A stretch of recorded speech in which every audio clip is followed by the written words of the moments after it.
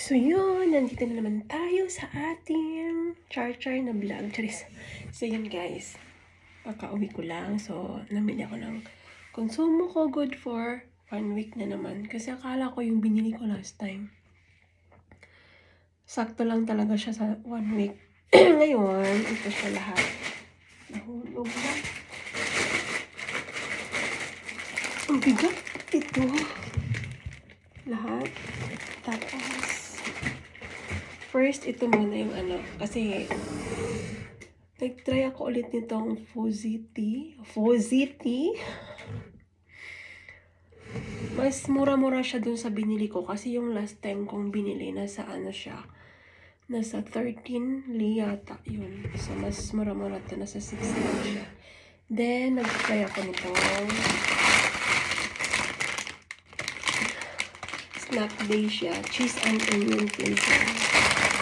Try ko rin yan mamaya. Then, salad ulit. Salad is life pala dito. So, yun, salad. Ito, dalawa din. Pero hindi same yung binili ko kasi mag-try ako nito isa. Ito, gusto ko to talaga siya kasi meron siyang beetroots. So, parang mas bet ko siya. Pero ito, let's try. Wala kasi siyang beetroots. Ito, parang lettuce, more on lettuce lang siya. Tapos, cabbage na color violet. I don't know if cabbage ba to or may lettuce bang violet dito. Hindi, parang cabbage. Cabbage yung violet. Ito siya. Next is itong chicken wings. Meron silang ready. So, I try ko din ito. Kasi nakakasawa na yung binibili kong yung parang, ano ba yun? Yung chicken balls na parang maliit ganyan. Hindi ko siya bet. Then, bumili ako ng fruits. So, 3 saging lang yung binili ko muna. 3 saging. Ayan. Kasi nga hindi ko naman siya maubos.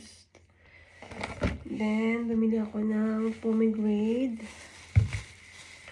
1 piraso lang din. So, good for 1 week lang naman siya. So, saging, pomegranate, ganun. Yan. Cute. 1 piraso. Then, meron akong peras. Ito, tinry ko siya. Mahal-mahal siya per kilo. Pero dalawa lang din ko. Ito, try ko siya kasi hindi ko siya natikman. At itong klaseng peras. Parang parang mahal tingnan. Pero mahal naman talaga siya. So, let's try. Tatry tayo ng ibang festival. Dito na tayo sa bansang Europa. Then, bumili ulit ako nitong baliktad yata eh. Parang ganito. Same lang din. Meat salad. I-add ko din dito. Same sa mga way ko ng kain ng salad. Then, nag-try ako nitong yogurt. So, parang mura siya. So, itatry ko to. Napamahal nga ako ngayon eh. Kasi supposed to be yung budget ko, 100 lang. Naging 120. So, okay lang naman. Kasi parang feel ko, nagkuha ako ng ibang na makakain ko rin naman. Ito. So, I tried the yogurt nila. Then, bumili ako na naman itong kebab chicken. Kasi yung kebab ko, last meal ko na yun mamaya. So, ito, isa-stock ko ulit siya. At least, meron akong ganito. Meron pa akong chicken wings na to. So, 1 chicken wings or 2 din ito. So, okay na yun sa wala talaga akong rice. My God. Nag-rice ako guys pag night chef ako. Pero, 1 kainan lang ganun. Then, bumili ako nitong hand wash kasi ubos na. Alam nyo, ito yung ginagamit ko maghugas ng plato. Kasi nga, dito wala na akong sponge ganun. Water lang at saka yan. Then, bumili ako nitong jalapenos. Alam nyo, it's favorite. May favorite ko to. Paborito ko to nung nasa Kuwait talaga ako. Kumakain ako nito. Hindi naman siya maanghang. Sakto lang yung anghang niya. Kasi naman siya eh. Yung parang, tawag dito, kalimutan ko na. Para siyang nakaano na kasi siya, babad na siya. So, masarap siya. For me hindi ko alam sa inyo kung, bali, yan siya guys, jalapenos na sili, ayan. Paborito ko talaga to sa Sa Kuwait ako. Kasama ako tsaka yung friend kong si Julian na taga Davao. Sa Qatar siya ngayon eh. Then, bumili ako ng sardines na sunflower. Itatry ko din to kasi parang na-miss ko yung isda ang kumain. Sarap sana sa rice to. Bumili ako ng dalawa.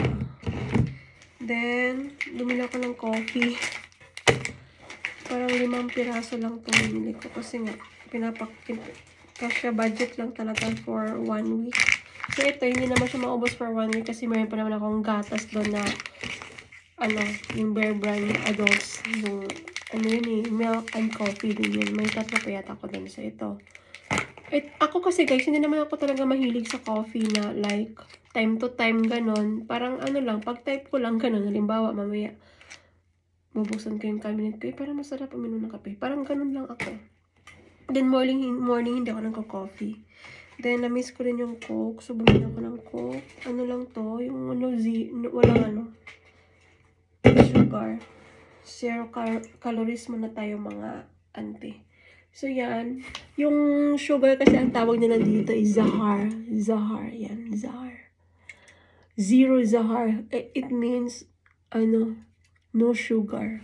Ganun. Yun lang guys yung lahat. Yan.